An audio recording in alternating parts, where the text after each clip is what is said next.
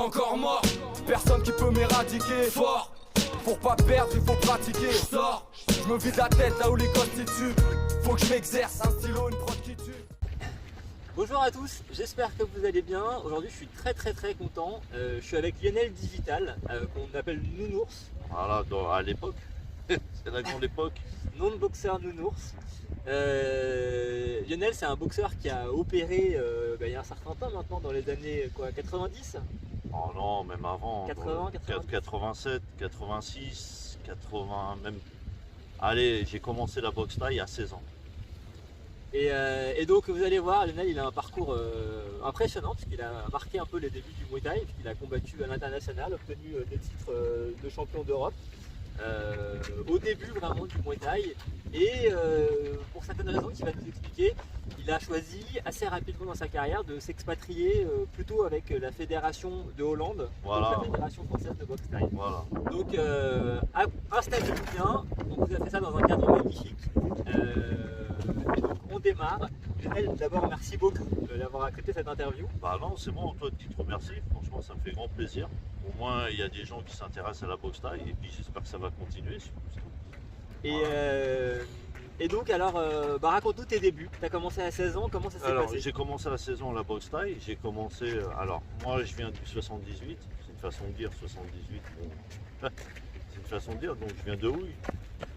Alors j'ai commencé la boxe thaï, j'avais 14 ans, j'ai commencé avec les frères Bérandou, toute la famille Bérandou. Et le premier qui m'a motivé c'était Jamel, ensuite c'était Abdallah, après il y a eu Bibi, et on a gardé cette sympathie, comme on dit de banlieue, on est tout le temps restés ensemble, et puis on a fait notre parcours ensemble.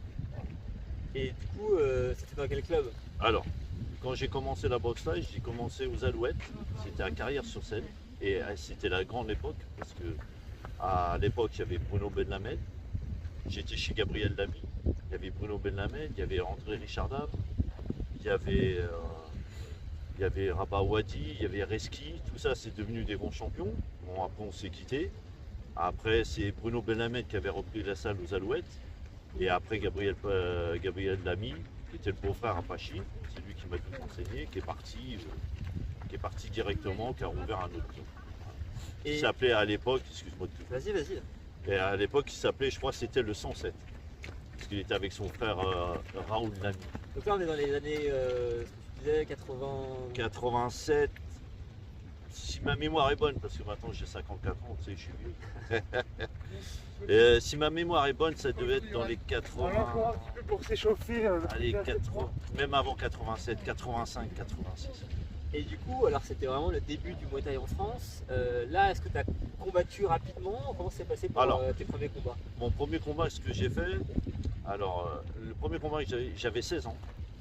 Je me souviendrai toujours. C'est Gabriel Lamy qui est venu me voir à Carrières quand on s'entraînait. Il m'a dit écoute, Nounours, je sais pas de. Il m'appelait Nounours parce que j'étais un teigneux et je ne voulais pas lâcher. Et il me dit écoute, j'ai pas de combat pour toi. J'ai qu'un combat, mais le problème c'est que le monsieur en face il était champion de France. Donc, il s'appelait à l'époque Ebari. Et il était de l'ES Nanterre, et moi c'était mon premier combat. T'avais quel âge? J'avais 16 ans. Je faisais 75 kilos. Vous m'expliquez qu'à l'époque, tu m'arrêtes si je dis des bêtises, mais il me semble qu'à l'époque il n'y avait pas de t'es mineur, t'es majeur, machin. Non, il n'y avait pas de ça. C'était Voilà. combat KO et pas de protection. Quoi. Voilà, pas de protection, rien du tout. Et tu pouvais pas dire non, c'était pas possible. Moi je dis, dans cette génération-là de boxeurs qui est la mienne, je dis simplement une chose, c'est que on boxait plutôt pour marquer une sorte de territoire et notre nom. Tu vois, pour qu'il soit bien après, pour que les gens se souviennent de notre nom, comme Dida l'a fait, comme Dida, comme les frères Bérandou, comme Bruno Benlamed, André Richardam, tout ça, c'est des gens qui sont devenus champions d'Europe grâce à Gabriel Lamy. Voilà, on le remerciera jamais assez. Et puis, pour moi, je remercierai jamais assez, c'est Roger Pachi. Voilà, c'est lui le fondateur, le créateur de la boxe thaï en France. Et je le remercie pour ça. Le Yamatsuki, voilà, voilà, le club mythique. Et souvent on se rencontrait, donc des petites étincelles. Et donc tu as 16 ans, on te propose ce combat-là contre le champion de France. Voilà, En quelle à Paris. catégorie de poids? 75 kg. Du coup, tu prends? Je prends. Ok, ça se passe comment? Ça se passe bien, je gagne.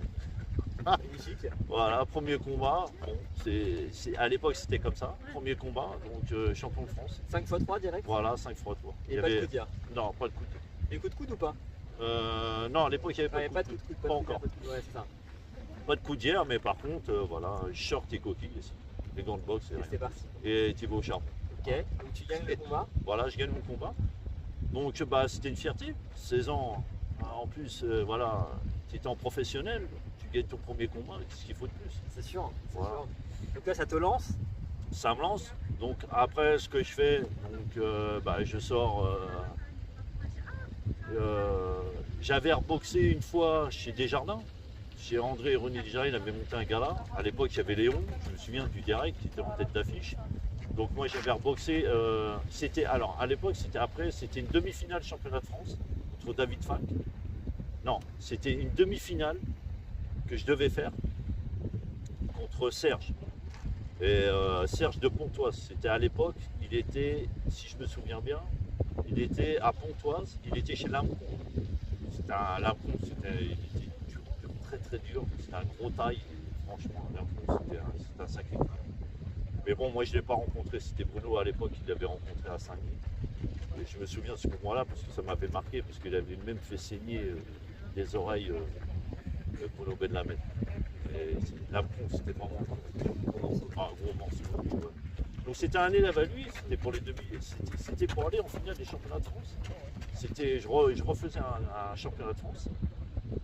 Donc voilà, et la petite anecdote, c'est que Serge, je l'ai retrouvé, ça m'a fait rire parce que je l'ai retrouvé à Orléans. Moi j'ai fait ma préparation militaire, parachutiste, et je l'ai retrouvé là-bas et on a remis les anecdotes. Ouais. Ça m'a fait super plaisir de le revoir. Et donc ce combat-là. Alors ce gars-là, je le gagne, et j'étais obligé de le gagner parce qu'il y avait mes parents.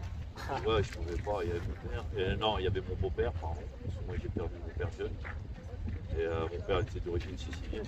Donc voilà, père son âme. Et donc je le gagne.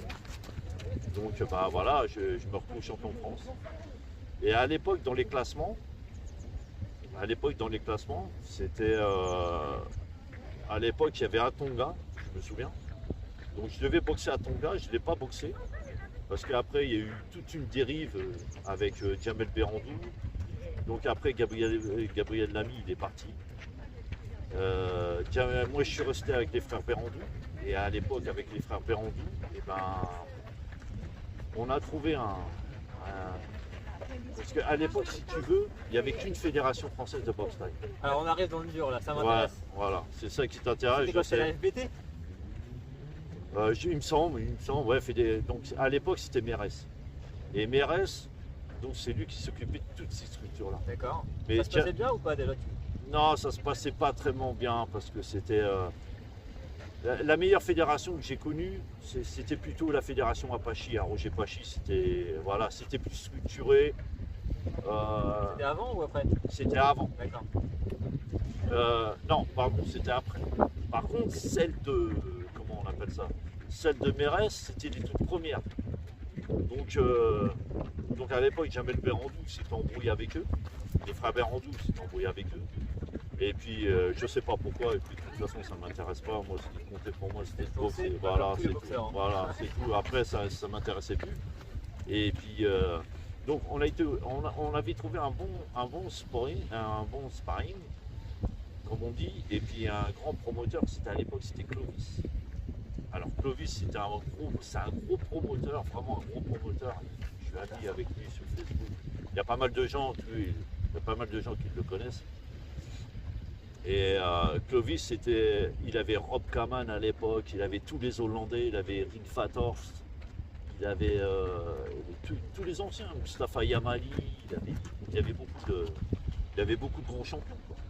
Et comme il voyait qu'on se débrouillait pas mal, il nous a expliqué que voilà, moi je veux bien, il nous a dit je veux bien vous prendre, mais seulement à l'époque, tu devais boxer pour les fédérations françaises, pas françaises, mais hollandaises. Voilà. Donc en fait, toi, tu cherchais des combats. Voilà. La situation de France, c'était compliqué. C'était compliqué. Et du coup, ouais, on va y revenir. Et du coup, t'as ce promoteur-là que tu connais par relation qui te dit que tu peux boxer en Hollande, mais Voilà. Ah, t'as compris que c'était pas Eurosport. Hein. Non, c'est pas grave, ça fait plaisir. donc je reprends une petite interlude. Donc tu as l'opportunité de boxer sous l'égide de la fédération hollandaise grâce à ce contact, Voilà. Clovis, qui lui c'est un promoteur qui était hollandais. Il était hollandais, ouais. C'est un hollandais à la base. Comment vous le connaissez? Grâce à Djamel Berandou. D'accord, une relation. Une relation. Parce que Djamel Berandou, à l'époque, il rencontrait des sacrés gaillards, des gros hollandais, puisqu'il a quand même rencontré, il a rencontré Rick Vators, il avait rencontré Mustafa Yamali, qui était champion d'Europe. Tous ces gens-là qui ont été champions d'Europe, c'est des anciens. Donc, et une petite anecdote encore, le premier, je dis bien, et ça je donne confirmation, le premier hollandais qui avait battu les Thaïlandais, c'était Rick Vators, si je me souviens, quand on avait été dans sa salle à Amsterdam, à Rotterdam. Elle est en grand cette photo et tu le vois, il est debout et tu vois le taille, il est KO. Et ça fait super plaisir quoi. Qu'un premier européen, à l'époque c'était Rick Vators. Je me souviens qu'il était vraiment au top. Et Djamel il l'avait rencontré à l'époque et Rick Vators était déjà champion d'Europe. Et je me souviens, il avait fait un super combat. On avait été le voir, il avait fait un super combat. Il s'était ouvert même les tibias, le groupe. Il avait eu un mois dans le plâtre. Et il avait une tête de folie. Et voilà, tout ça, ça te motive. Des combats de légende de l'époque. Voilà, ouais. Et il y en a eu, il y en a eu beaucoup. Je veux dire, moi j'ai vu à l'époque, je me souviens, à l'époque, je te raconte pas de bêtises, je me souviens que moi j'ai vu Bibi Berandou mettre les gants avec Ramon Deckers et qui était au top. Je peux te dire que quand ça bombardait, Ça envoyait, ouais. il fallait avoir un bon casque et puis voilà. Donc j'ai vu plusieurs grands champions. Et donc du coup, en fait, c'est le fait que Djamel Berandou ne s'entende pas avec Mérès et que la fédération ne lui convenait pas qui vous a poussé vers Vers les fédérations hollandaises. Et alors, du coup, à ce moment-là, déjà, est-ce que tu arrives à toi à mettre des mots sur ce qui ne convenait pas en termes de fédé à l'époque ou pas? Toi, tu avais été boxeur, tu voulais boxer. non, ouais. Non, moi je m'en foutais, mais quand j'y pense maintenant, ça me fait chier quoi. Parce que les fédérations françaises, si tu veux, je vais t'expliquer, tu vas vite comprendre. Comme tu es un garçon intelligent, tu vas vite comprendre. Les fédérations françaises, je te parle pas de maintenant parce que ça ne me regarde pas. Tout ça, c'est plus de mon sort. Je m'y intéresse parce que pour moi, je vais te dire une chose. Le meilleur, pour moi, le meilleur que je trouve actuellement, c'est Sami Sana. C'est un mec qui est complet, qui arrête pas de monter, il va monter encore, il est sérieux, voilà. Bon, ça c'est une petite parenthèse. Après, les fédérations françaises à l'époque, c'était un gros gâteau. Donc chacun voulait avoir sa part. Tu comprends ce que je veux dire? Chacun voulait avoir sa part. Mais c'est pas, si tu veux, les fédérations françaises, à l'époque, c'était pas structuré. Tu vois? Donc tout le monde voulait manger la part du gâteau. Et puis en fin de compte, tu te retrouves. Alors maintenant, tu as plusieurs fédérations. Tu as la FMTD, tu as la FMTA, tu as la FM ceci, la FM ceci. Et en fin de compte, tu fais quoi? Alors tu boxes dans une fédération, tu es champion dans une fédération. Tu boxes dans l'autre, tu es champion dans l'autre. Tu boxes. Moi j'ai un ami à moi qui m'a fait boxer. C'est mon dernier combat. Et je lui fais un gros bisou. C'est HB là-bas qui m'a fait boxer à Prague. Et maintenant qui s'occupe de la WBC. Donc les boxeurs, ils ne savent plus où aller. Tu vois ce que je veux dire? Ils ne savent plus. Donc dans quelle fédération tu dois aller? Moi je dis simplement que dans les fédérations françaises de boxe thaï, il faut une fédération, pas 50. Et c'est pour ça qu'on avance petit à petit. C'est vrai que la boxe thaï ça a avancé et on avancera toujours encore. Mais pas comme ça. Il faut une fédération où tu as, que ça soit bien structuré, où tu as un président, où tu as un trésorier, une seule, pas 50 fédérations. Tu vois? Parce que tu as un boxeur qui, par exemple, allez, on va donner un exemple. Moi, je vais parler de. Moi, j'ai connu de vue Yohan Lindron, j'ai connu Fabio Pinca, qui se prenait, qui boxait à Levallois, mais qui rencontrait des tailles. Pas possible. Qui se prenait.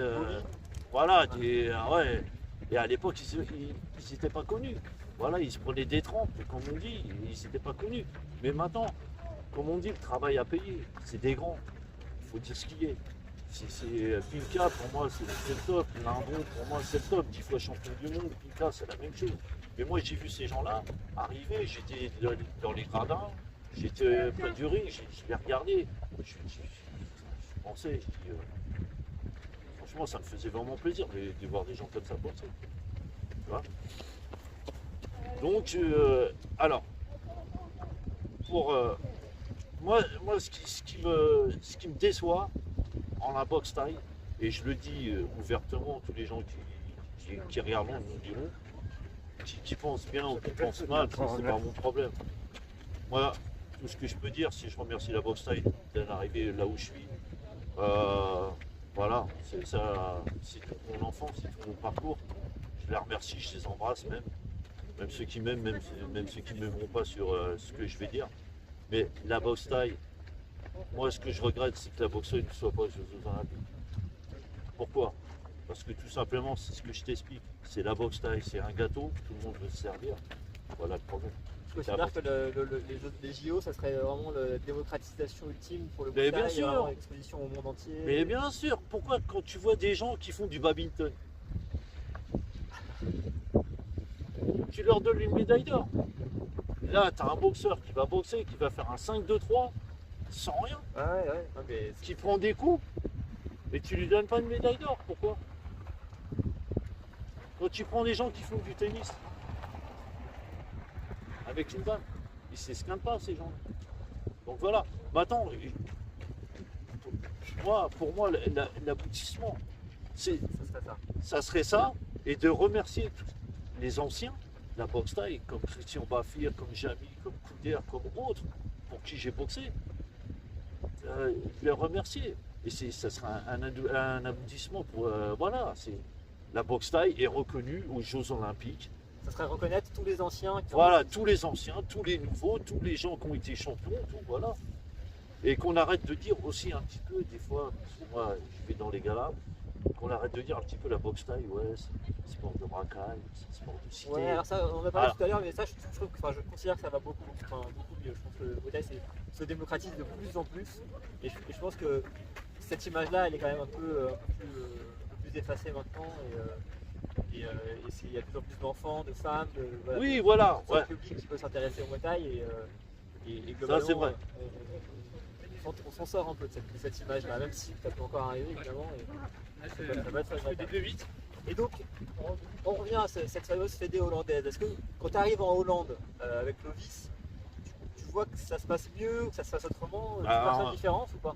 La différence qu'il y a avec les fédérations, c'est qu'il y a une fédération hollandaise. Ouais. On n'a pas 5 ans.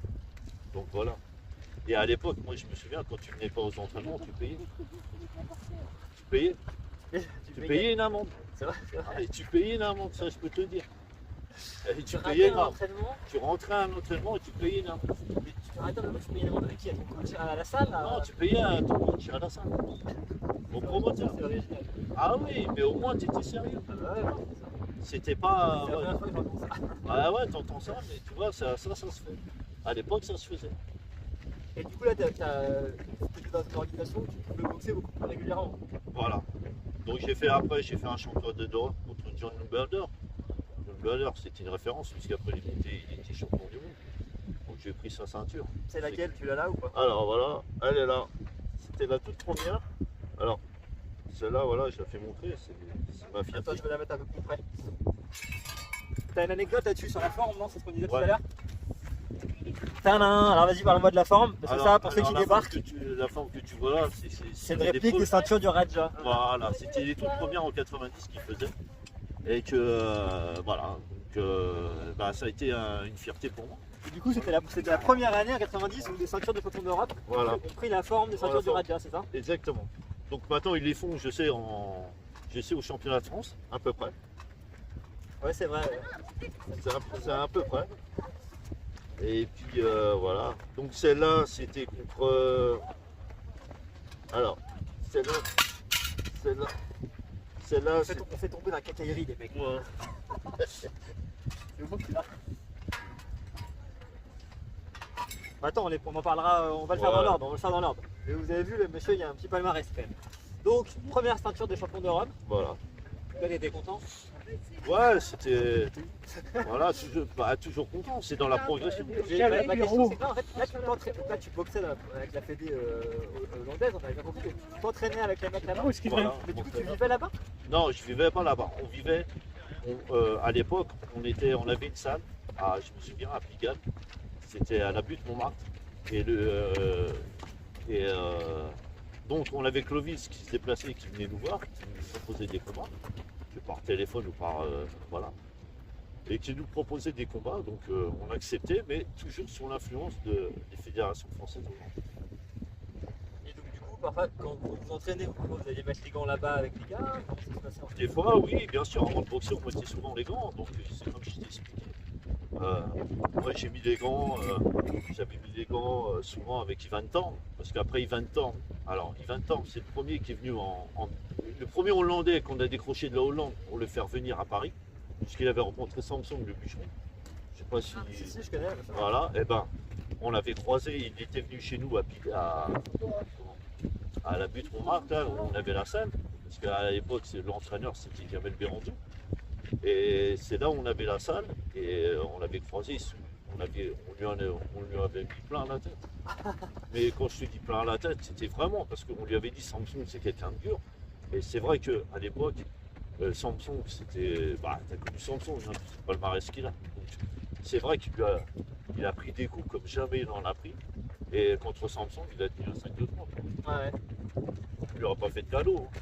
Je veux dire, il y avait moi, il y avait Bérandou, il tournait à 3 et il en mangeait. Et des roues, il en mangeait. Et voilà. Et après, bah, sa fierté, c'est qu'il nous a remercié. Parce qu'il a quand même eu 5-2-3. Hein, mais bon, Samson, il l'a pas raté. Ouais. Ah ouais, il l'a pas raté, là, je peux te dire. Il avait des jambes, des bleus, des hématomes, des yeux gonflés. Ça faisait. Voilà. Et donc du coup, vas-y, continuons sur ta carrière avec cette organisation un peu originale. Tu boxais pour la fédé hollandaise en t'entraînant là. Voilà, en Hollande. Et du coup, là, vous avez plus de contact avec la fédé française? Non. Les mecs, ils essayaient pas de vous rattraper? Non, chacun pour soi. Ok. Chacun pour soi. Et de toute façon, après, les fédérations françaises ils étaient dispatchées. Ouais. Donc, nous, ça ne nous intéressait pas d'être dispatchés. Voilà, on voulait rentrer dans une fédération française. Et voilà. Donc, ça n'a pas marché, tant pis. Après, c'est. Tant pis, du coup, vous aviez des bonnes opportunités de combat de votre côté. Voilà, exactement. Et puis, ça nous permettait de nous entraîner avec des grands champions hollandais. Mais est-ce que du coup, il y a des gens qui vous ont suivi là-dedans? Parce que ça devait quand même être un modèle qui. Les gens Bah qui oui, penché, ils nous ont suivis parce qu'à l'époque, tu avais un grand nom, c'était les frères Bérandou. Les frères Bérandou, ils étaient beaucoup. Ouais, du coup, il y a des gens qui rejoignaient le club en fait, c'est ça? Voilà, ouais, on a eu, alors une petite anecdote encore, on a eu Daniel Warin. Je sais pas si tu as connu. Ça me dit rien. Alors essaye de voir sur YouTube, Daniel Warin, c'est un qu'on a eu, qu'on a fait boxer à Nanterre. Il avait boxé, je me souviens plus très bien, mais à l'époque, et il a fini Daniel Warin. Je me souviens tellement qu'il était bon, écoute bien, il entraînait Crécy en MMA. Et ça, tu peux le voir. Tu fais Daniel Warin. Ouais, Crécy? Ouais, il a entraîné Crécy, il a entraîné des très très grands champions qui sont en MMA. D'accord. C'est une belle évolution. Ouais, c'est une bonne évolution pour lui. Et lui, je crois que maintenant, il vit aux États-Unis, il a une salle aux États-Unis. Et on a toujours contact. Voilà. Donc voilà, c'est tout. Si tu veux, nous, on est des gens, tu sais, on est des fantômes dans la boxe taille. C'est-à-dire que c'est des gens qui ne nous ont pas connus. Alors c'est intéressant ce que tu dis là. Voilà. Parce qu'en fait, tu vois, là, les gens qui nous regardent, ils découvrent, je pense qu'ils te découvrent. Ouais. Ils découvrent, tu vois, que une carrière incroyable, quoi, des vrais combats, avoir vécu la boxe taille à cette époque, je pense que c'est vraiment des trucs qui ont posé des pierres sur ce qu'est devenu la boxe taille maintenant. Mais c'est vrai que Internet n'existait pas. Non. Et du coup, les traces, alors les quelques karaté bushido où tu es dedans. Voilà, c'est Jean-Paul Maillet qui était venu. Tu les mettras. Voilà, tu les mettras. Donc il y avait un petit reportage sur moi. Donc voilà quoi. C'est vrai qu'il n'y avait pas YouTube pour avoir vos combats. Non, il n'y avait pas tout ça. À l'époque, ça n'existait pas. Les cassettes, mais moi j'ai essayé de revoir des cassettes. Quand je demande à Coudière les cassettes contre Barry, il me dit écoute Lionel, La cassette, elle est partie depuis longtemps. Ouais, non, Tu vois, c'est- René Desjardins, c'est pareil. Je lui avais demandé, il m'a dit c'est parti depuis longtemps. Donc voilà. Quoi. Ça c'est intéressant. Donc ouais, tu considères que les fantômes, c'est parce que vous avez existé de manière très forte à l'époque et puis Voilà. c'est compliqué d'avoir De avoir tout. des traces, ouais, Voilà. Nous on garde juste, nous c'est notre palmarès. Les gens qui nous connaissent tant mieux, les gens qui ne nous connaissent pas tant pis. Ah non mais c'est dommage pour les générations, pour ma génération et les générations d'après, c'est que c'est important quand même d'avoir une vision sur comment les choses se sont construites et qui ont été des acteurs à l'époque. Ça rend ton témoignage d'autant plus intéressant et important. Les acteurs à l'époque, il n'y avait pas 50 pèlerins, façon de dire. Les acteurs à l'époque, c'était qui? C'était Sami Kepchi. Donc à l'époque, moi je devais le rencontrer, bon, ça s'est jamais fait. Donc, je sais pas, je pourrais pas te dire. Eric Blondel, qui était champion d'Europe en WK, je sais pas non plus. On lui a proposé, mais je sais pas non plus. Après, bon, ça me regarde pas. Moi, je suis un boxeur, je rencontre tout le monde. Il n'y a pas de je perds, je gagne. C'est pas le problème. Moi, j'ai rencontré John Lundfelder, je m'en cache pas, je l'ai battu. Ce monsieur, maintenant, il est champion du monde. C'est un grand monsieur, tu peux regarder sur YouTube, tu le verras. Voilà, c'est un grand monsieur. J'ai rien à cacher.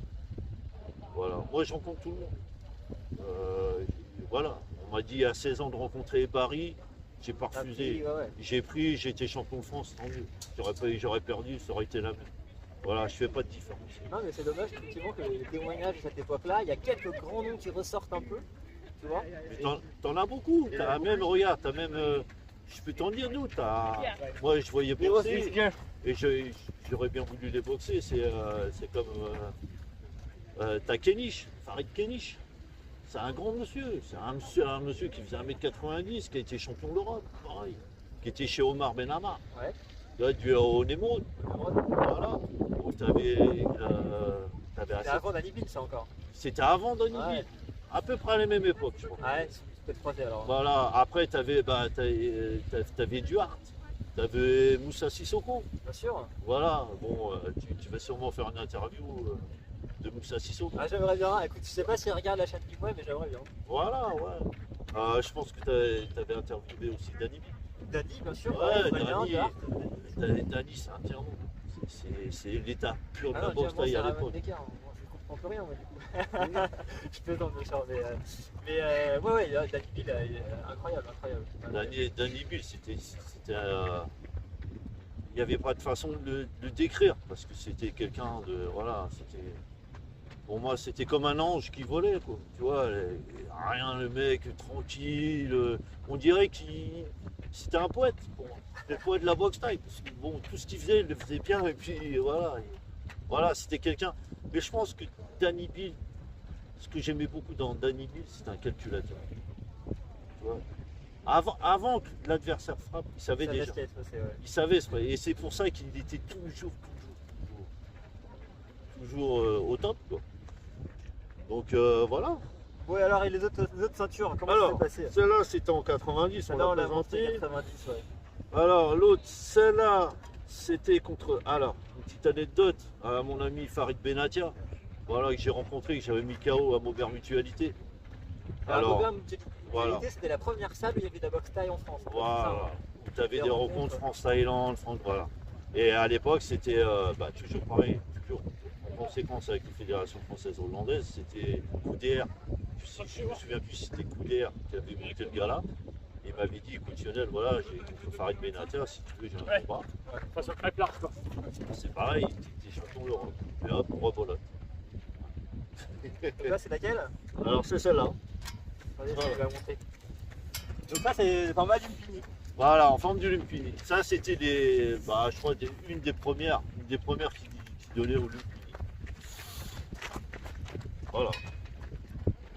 Et la dernière? Alors, la dernière, c'était en Belgique, contre un champion belge qui s'appelait Philippe à l'époque. Pourquoi il s'appelle plus Philippe? Il s'appelle toujours Philippe. Et puis voilà. Ça c'était quoi, 88? Donc c'était. Ah, ça c'était. Il y a la date dessus. 88. Voilà, 88. 88, 90, et puis celle-là, je crois que c'était 87, ça suit quoi à peu près. Et alors laquelle c'était le combat le plus dur? Pour moi, le plus dur, c'était Johnny Mulder. Celle-là? C'est celle-là. Ouais. C'est même pas pour la ceinture.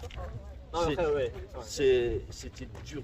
Pourquoi? Parce que c'est les Hollandais à l'époque, ils sont forts. Et puis c'était un élève à Fred Royer. Il était champion du monde en boxe française, en boxe thaïlandaise, en boxe américaine. Fred Royer, c'était la star. Et le seul qui l'a battu, Fred Royer, c'était quand même mon patron, c'était Christian Baffet. Voilà. C'était pas n'importe qui. Je peux pas, Tu sais, juste pour dire, on aurait pu avancer dans la boxe taille, mais c'est vrai qu'on avance toujours. Moi c'est plus de mon époque, parce que comme je te dis, j'ai 54 ans, voilà. Mais au niveau Jeux Olympiques, on aurait pu avancer. Pourquoi? Parce qu'à l'époque, il y avait M. Baffir, qui avait un gros potentiel, de gens qui connaissaient, gros placés. Donc, il aurait pu mettre. Mais Christian Baffir, c'est pas pour le vanter ou quoi que ce soit, c'est quand même un ami à M. Chirac. Tu vois, il est resté longtemps avec nous, moi je le sais. Il avait un gros contact avec la Lyonnaise des Eaux, il a été chauffeur garde du port. Tu vois, il est resté pendant 10 ans. Il a monté sa boîte. Tu vois, donc moi ça fait 22 ans que je travaille pour lui. Et lui, il aurait pu faire. Tu vois, à l'époque, Contribuer, ouais, voilà, à contribuer convaincre, à convaincre. Tu vois? Donc voilà. Après, maintenant, les fédérations françaises de boxe taille, il y en a deux. Moi, chez moi, j'ai des certificats, je ne te mens pas, de la FMDT, de la FMTA, autres. Ouais, c'est sûr qu'il y a eu une succession de fédérations. Voilà, et tu Voilà. sais pas dans laquelle année. Après, non seulement elles se sont succédées les unes aux autres, mais en plus il y en avait toujours plusieurs en parallèle. Ça, Voilà, c'est ça le problème. Tu vois. Donc, tu as aussi celle qui est arrivée, la WBC. Alors ça c'est une fédération internationale entre guillemets. Voilà, c'est pas pareil. C'est bon. Mais voilà quoi. Mais Pour toi c'est trop compliqué, ça manque c'est de- trop de compliqué. visibilité, Il faut une fédération comme le Glory. Le Glory, voilà, tu as tous les meilleurs boxeurs français, tous les meilleurs boxeurs hollandais, ça vient de toutes les planètes qui se rencontrent. Le Glory, pourquoi c'est bien? Parce que c'est structuré.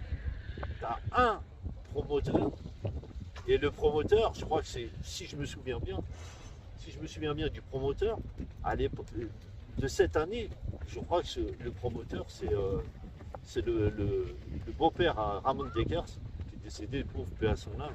Ramon Dekers, c'était vraiment un diamant. Et c'est lui qui tient ça. Mais c'est bien tenu.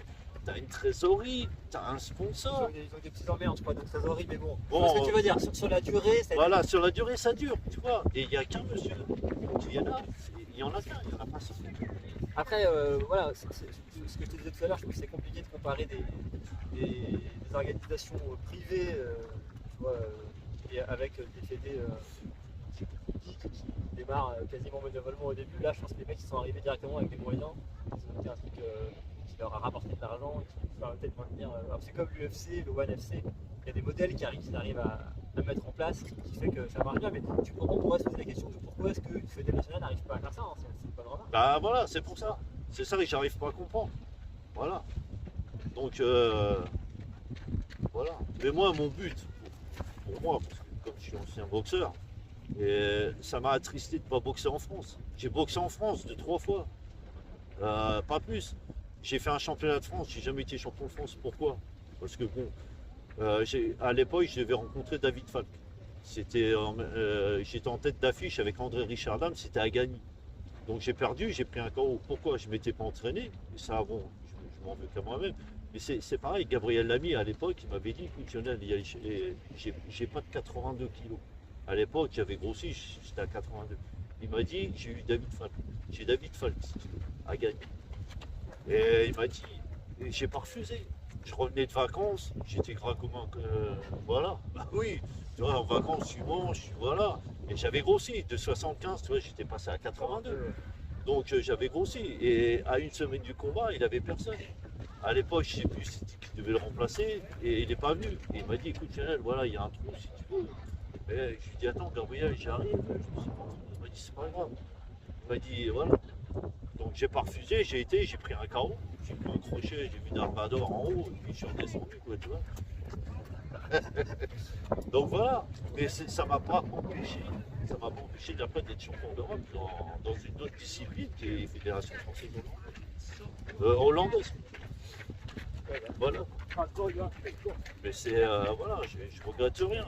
Mais moi mon but, je le dis, je le répète, ça plaira ou ça plaira pas, j'en ai rien à foutre. Et, moi mon but, c'est une fédération française une fédération française qui soit bien structurée et qu'on arrive à faire cette fédération, à la monter et à la faire monter aux Jeux Olympiques. Je vois pas pourquoi quand tu vois des mecs qui font du ping-pong, qui sont là, je suis d'accord, c'est des professionnels, mais qui font du ping-pong, qui font du golf, qui sont champions olympiques. Attends, c'est pas dur de taper dans une balle. Je sais pas, moi je vois des gens qui font du badminton, on lui donne une médaille d'or. Moi quand je vois un boxeur qui boxe 5-2-3, quand je le vois sur Canal+ ou ailleurs, qui prend des coups pleins à la tête. Je crois que cette médaille d'or, on pourrait lui donner à lui, parce que pendant 5-2-3, comme on dit, il mange, il prend des coups de coude, des arcades ouvertes ou autre. Donc voilà quoi. C'est sûr que c'est un autre niveau d'engagement, on va dire. Voilà. Et est-ce que selon toi, la fédération unique dont tu parles, est-ce qu'elle peut être multisport de combat? Est-ce que toi tu vois d'un bon oeil une fédération qui serait kickboxing, full contact, muay thai et Tiawan, tu vois? Est-ce que pour toi c'est un problème? Parce que tu dis tant que c'est une fédération unique, ça c'est lent. Ouais, non, une fédération unique, bien sûr, ça serait bien. Une fédération en WK, parce que regarde, moi, tu vois, j'ai boxé en WK, j'ai boxé en boxe taille. Donc, tu vois, c'est toujours des trucs différents. Tu vois, on m'a jamais proposé de boxer en boxe française. Non, mais. Tu vois, non, mais c'est pour t'expliquer, tu vois. Donc, ce qui serait bien, c'est d'avoir une fédération WK Qui s'appelle structurée. WK. C'est-à-dire WK, c'est pied-point, sans les coudes et sans les genoux. D'accord. Voilà, c'est ça de la WK. D'accord. C'est du kickboxing, Ouais, comme d'accord. ils appellent ça en Hollande. Ouais, c'est du kick, ouais. Ouais, c'est du kick. Voilà, c'est pas. Voilà. Mais tu vois, de regrouper même en MMA. Tu vois. Ouais, donc toi t'es d'accord, alors une fédé qui gère tous les Voilà. sports et puis après dans Mais ce que c'est je- l'organisation actuelle, enfin c'est ce qu'on a actuellement. La FFKMPA, c'est ça, c'est une seule fédération qui gère les sports pieds-points, les disciplines associées, etc. Donc il y a Kawan, Kick, Muay Thai, et après ils organisent comme ça, c'est ça qu'ils essaient de faire quoi. Voilà. Mais ce qu'il faudrait, c'est que ça soit aussi plus encore structuré. Tu vois, chez chacun son truc. Tu vois. Voilà. Et que tu es un trésorier, que tu es juste un trésorier qui s'occupe de tout. Tu vois, pas 50 pèlerins qui s'occupent de. Voilà, tatati, tatata. Tu vois ce que je veux dire? Voilà, c'est le hic, il est là. C'est, pour l'instant, ça a l'air de bien marcher, tant mieux. Mais après, voilà, mais bon, moi, je reviens, je le dis encore, mon point de vue, pour moi, c'est voilà, les Jeux Olympiques. Direction des JO quoi. Les JO, pour moi, c'est les JO, je vois pas pourquoi. Moi, j'ai connu, écoute, j'ai connu, moi, à 16 ans, je faisais plus rien à l'école, je faisais que des conneries. Je ne peux pas trop le dire, parce qu'il y a ma fille qui est en train de regarder, ça Ah, va, ça elle va va pas. regarder. Donc, Tu peux faire tes devoirs d'ailleurs. donc voilà, et j'ai connu les frères Thiozo. Moi, Ouais. j'ai connu Fabrice, c'est un super pote à moi. J'ai connu Fabrice qui était champion du monde en WBA, WBC, qui était de Saint-Denis. Et j'ai connu Franck Thiozo, qui était à l'époque champion de France. En boxe professionnelle. Après, j'ai connu Christophe Thiozo, qui fait les JO. Donc tu vois, j'ai connu moi Fabrice, c'est mon meilleur pote. Fabrice. Comme on dit, c'est mon frère. Fabrice Thiozo, c'est mon frère. Et à l'époque, je me souviens, quand j'avais fait les championnats de France contre Barry, il m'avait dit viens avec nous, tu vas faire l'anglaise, tu feras fort et tout. T'inquiète pas, on va bien s'occuper de toi. Et puis moi, tu sais, prendre des coups tout le temps c'était pas trop. Donc après, on s'est séparés, on a gardé toujours contact. Et puis je crois que maintenant, il commente les combats sur, je sais plus quelle chaîne, je crois que c'est Canal+, il fait beaucoup Canal+. Et puis tant mieux pour lui, j'en suis content. Oui, du coup, à quel moment tu te dis que c'est bon, tu as fait assez de combats et tu raccroches les gants comment ça se termine en fait ta carrière? C'est Alors là- toujours en Hollande? Toujours en Hollande, Ouais. Alors, le dernier combat, alors Monsieur Hadj Benabar, je vous remercie pour le combat à Prague, avec Monsieur Berandou Abdellah, parce que c'est eux qui m'ont fait bosser mon dernier combat. Donc j'avais rencontré Issam Missar, qui était champion d'Israël. Allez, il y a à peu près, j'ai plus la date de mon dernier combat. Juste une petite anecdote, quand j'avais boxé à Prague, le grand invité c'était Rocco Siffredi. C'est vrai qu'il était venu, donc voilà. Donc voilà. Et mon dernier, donc, alors, comme ça faisait longtemps que j'avais pas boxé, j'avais arrêté un petit peu, je voulais pas. Après, c'est Abdellah Berandou qui m'a remis en route. Et puis, donc il m'a Hadj Benabar m'a dit, écoute, j'ai un combat pour toi en 75 kg, si tu peux être à 75-78, pas de problème. Je lui ai dit, ouais, bon, je vais m'y remettre. Et puis en fin de compte, ça s'est bien passé, j'ai fait un 5-2-3. Je me suis retrouvé sur mes fesses au 3e round.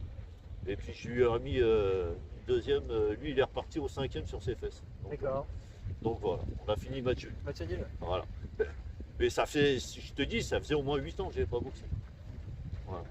Et du coup, suite à cet ultime combat, tu t'es éloigné du milieu du Muay Thai ou tu vois, t'as pas eu envie de. Si, t'as tenu une salle, t'as tenu la salle de Voilà, alors. Après, j'ai repris la salle, moi, à Dominil. J'avais repris la salle avec Abdellah Berandou. J'ai repris la salle à Dominil, à André Zitoun. Et il y a eu Zetoun, Il y a eu Zitoun, il y a eu moi. il y a eu toi. Et après, alors, mon grand pote, parce que moi, quand je suis parti de Paris, quand je suis parti de ma banlieue, moi, je me suis entraîné à Paris, chez André Zitoun. Ouais. Donc, je me suis entraîné 3 ans avec lui, et c'est pareil. J'ai eu, on avait, à l'époque, il y avait Jeannot. Scarbo. Ouais, Scarbo.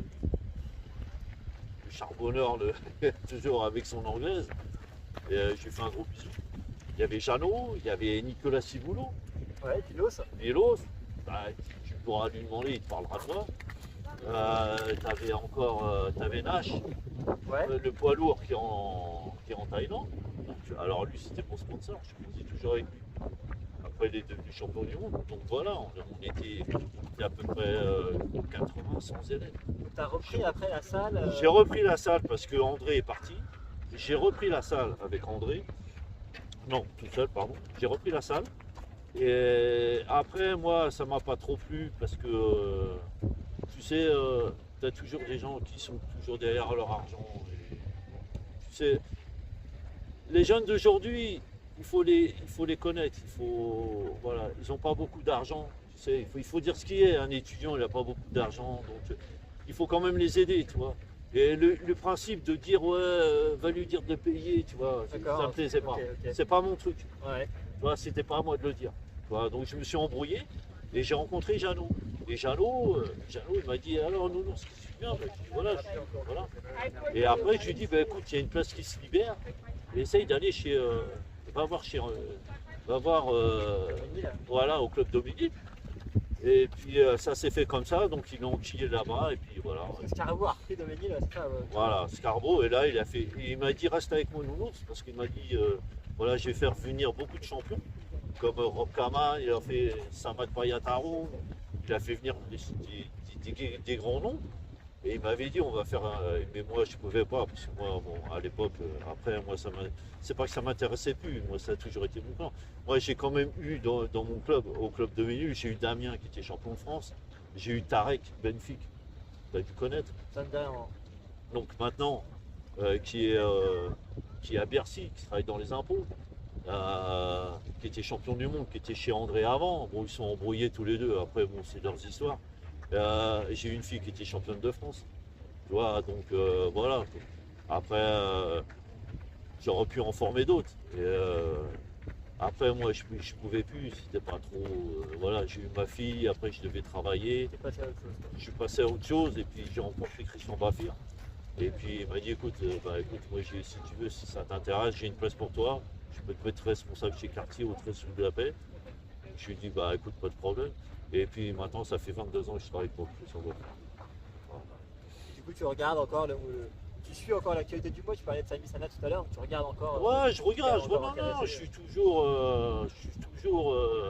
dans la boxe taille, je regarde, comme on dit, je suis un ancien avec mes charentaises. C'est un ancien. Voilà, je mets mes charentaises, tu vois, et puis je me pose. Quoi. Je me pose et puis je regarde. Mais bon, comme je dis, voilà, pour moi, Sami Sana, c'est le. Je pense Sami Sana. Des fois, je l'ai sur WhatsApp ou autre. Sami Sana, je lui ai expliqué qu'il faut toujours se remettre en question. Même s'il perd, c'est pas grave. Il faut aller de l'avant. Toujours. Pour tous les boxeurs, même s'ils perdent, ils prennent un KO ou quoi que ce soit, c'est pas grave. Tu te remets. Moi, j'ai jamais été champion de France et je suis passé champion d'Europe. Donc, c'est juste une question Aller de l'avant. aller de l'avant et de se remettre. Voilà.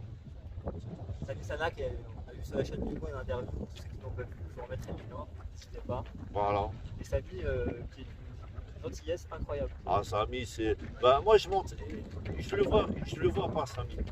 Mais moi, je m'entraîne là où il s'entraîne. Des fois, il va au club à Montgalais. Il va dans une salle, ça s'appelle La Forme. Tu sais, Ouais, salle de la forme. ouais, le cercle de la forme, ouais, je crois que c'est ça. Donc moi, lui, je crois qu'il y est des fois l'après-midi, moi j'y suis le matin, ou des fois on change. Mais c'est vrai qu'un jour, ça me ferait bien plaisir de croiser un petit peu avec lui. Voilà, un vieux contre un jeune. Bon, La chaîne du mois sera là pour filmer ça. ah ouais, c'est sympa, voilà. Donc c'est pour moi, pour moi, pour moi, je dis ouais, Sami Sana, voilà, pour moi, je l'ai vu boxer plusieurs fois, hein, même dans des galas, et je pense qu'il a une belle boxe, il boxe bien. Et je pense que. On a beaucoup de très bons boxeurs. On a globalement, on a un panel de boxeurs quand même assez riche. Ouais, mais je les connais pas tous. Ouais. Ouais, c'est comme je dis, voilà, je suis pas à fond dedans quand je vois. Voilà. C'est vrai qu'on a un palmarès assez riche, mais on les voit pas tous. Voilà, moi j'ai connu la grande époque, c'était la grande époque, je voyais boxer Dida. Ouais. Tu vois, nous quand on a ramené Dekers, voilà, quand on a ramené Dekers à Bercy, avec Rick Rufus, tout ça, quand c'est là. Une petite anecdote, tu vois, c'est que bon, Ramon Dekers, il avait un contrat en exclusivité avec la Thaïlande, il devait boxer une fois par mois. Ouais. Donc déjà contre Dida, il était arrivé, il était un petit peu plus lourd, donc il a fallu le faire sauter. Après, il était quand même blessé à la cheville. Donc voilà, c'est une petite anecdote. Dida, il l'a rencontré 2 fois. Franchement, j'ai rien à dire sur Dida, parce que Dida, j'aime beaucoup. Voilà, Dida, il m'a pas connu. Moi, je ne le connais pas personnellement. Je l'ai vu dans des galas, on s'est serré la main. Voilà. Dida, j'aime beaucoup. Et c'est vrai, c'est un grand champion. Voilà. Mais des grands champions à l'époque, il y en avait. Il y avait Pika, il y avait Lardon, il y en avait d'autres encore. Tu vois. Donc voilà. C'est voilà. Après, moi, j'ai été en Thaïlande aussi. J'avais été en Thaïlande, j'avais été chez Samat Payatao. Et à l'époque, il y avait Bruno Benlamen, André Richardin, il y avait Kaman, il y en avait hein, chez Samat. Et je vais te dire, alors c'est Samat, c'est pareil, c'était bien structuré. Pourquoi? Parce que le matin, tu te levais, tu tapais le footing. Ah, après, c'est des camps, le mode camp. Ouais, c'est Quentin. Et j'ai rien vu de la Thaïlande. Je suis resté un mois bloqué. Et à l'époque, je me souviens, un petit bonjour à Guillaume Carnière. Parce qu'à l'époque, il était avec nous. Et à l'époque, il avait rencontré Fanta. Fanta qui était numéro 1 en Thaïlande. Il l'a rencontré en Nouvelle-Zélande. Et moi, il n'y avait pas de mon poids. Donc on m'a proposé, le promoteur m'a dit, écoute, je suis arrivé, je faisais 82 kilos. Et pour te dire, j'ai fini à la fin du mois, j'étais à 67 kilos. Ouais. Donc il m'a dit, j'ai quelqu'un pour toi à Hong Kong, si tu veux boxer, je te fais boxer à Hong Kong. Je lui ai dit, bah écoutez, il n'y a pas de problème. Moi, j'ai fait un bon combat, j'ai pris. Alors, on m'a dit qu'il était champion de Hong Kong. Donc moi, sans me vanter, je l'ai battu, je l'ai mis KO. J'ai ouvert l'arcade, j'ai mis des coups de coude, je lui ai fait traverser tout le ring. On m'a dit que c'était un champion de Hong Kong. Ouais, j'ai pas cherché à comprendre. Tu vois, champion de Hong Kong, champion de Tartampion, je suis là. Hein. Je vais au charbon, tu vois, il n'y avait pas de. Voilà. Donc voilà, il n'y avait pas d'histoire. Après, alors à l'époque, dans ce gala-là, je me souviens, il y avait Carman qui avait rencontré un Mexicain avec une grosse moustache. On se se foutait un petit peu de lui, de Mexicain. Et Karaman, il l'a soulevé d'une puissance. Oh, le pauvre Mexicain, il n'a pas vu le dur. C'était une petite anecdote, quoi. Après, on avait rigolé avec Karaman. Mais bon, c'est vrai qu'à l'époque, Karaman, moi, pour l'époque, Karaman, mais il y a une chose que je voudrais dire aussi, à l'époque de Karaman. Alors, Karaman, à l'époque, il était venu à Paris pour un championnat d'Europe contre Christian Baffi. Mais il ne fallait pas oublier que Karaman, à l'époque, il était plus lourd que Baffi. Il y avait 8 kilos de différence. Et ce qui est beau, tu vois, ce qui est beau à l'époque, c'est que M. Bafir, c'est pas, je le dis parce que c'est pas mon patron, c'est que M. Bafir, parce que moi je l'appelle M. Bafir, il l'a rencontré avec 8 kilos. 8 kilos, il n'a pas eu peur, tu vois. Et à l'époque, c'était ça. Il n'y avait pas 2 kilos. Moi, je vois les boxeurs maintenant qui viennent, les mecs, c'est des playboys. Tu les vois. Mais tant mieux pour eux. Nous, à l'époque, on n'avait pas le gel, tout ça, tu sais. Je vois des boxeurs. Non, mais attends. Mais c'est des super boxeurs. Hein. Ces gens-là, je les admire. Mais nous, à l'époque, tu ne ramenais pas un petit truc de gel comme ça pour mettre du gel dans les cheveux. Boxe. Voilà, t'as les 5-2-3, c'était 5-2-3 au charbon. Mais attends, je vois des mecs qui arrivent au gel. Oh là là. Ça me fait plaisir. Tu vois, c'est la preuve. C'est comme je te dis, c'est la preuve que la boxe taille, ça avance. Mais de notre époque, ça n'existait pas. C'était un peu plus sommaire, quoi. Ouais, et quand tu rencontrais, moi je me souviens d'une anecdote, une fois on avait boxé, on avait été sur un gala avec André Zitou, Jeannot, avec une différence de 6 kilos. Jeannot, il l'avait rencontré, il l'avait mis KO, mais il y avait 6 kilos de différence, tu vois. Il n'y avait pas, tu chipotes pour 2 kilos ou 1 kilo, tu vois ce que je veux dire. Maintenant c'est 2 kilos, pas plus, tu regardes l'adversaire, tu te demandes qui c'est, voilà, tu te dis... tu sais pas si tu as envie de boxer parce qu'il va te dire l'autre il est plus lourd, il est pas au poids, tu vois. Non, c'est pas ça. C'était plus sommaire. C'était plus, voilà. Et puis, comme je dis, façon de dire, voilà, c'est allé au charbon. Voilà. Il n'y avait pas de ce. Voilà. Soit tu prenais, ou soit tu boxais plus. Voilà. Tu faisais plus boxer. Voilà. Donc tu te fais un petit don, et puis après, moi j'ai ma petite qui a grandi. L'amour de ma vie, c'est ma fille Laura. Et voilà. Après, les années y passent, et puis tu te retrouves devant ta télé, en charentaise, tu vois, et puis tu regardes voilà, les jeunes d'aujourd'hui qui se tapent. C'est bien aussi de voir les. Ouais, non, franchement, ça me fait plaisir. Franchement, ça me fait super plaisir d'avoir tous ces jeunes qui montent, qui n'arrêtent pas de monter.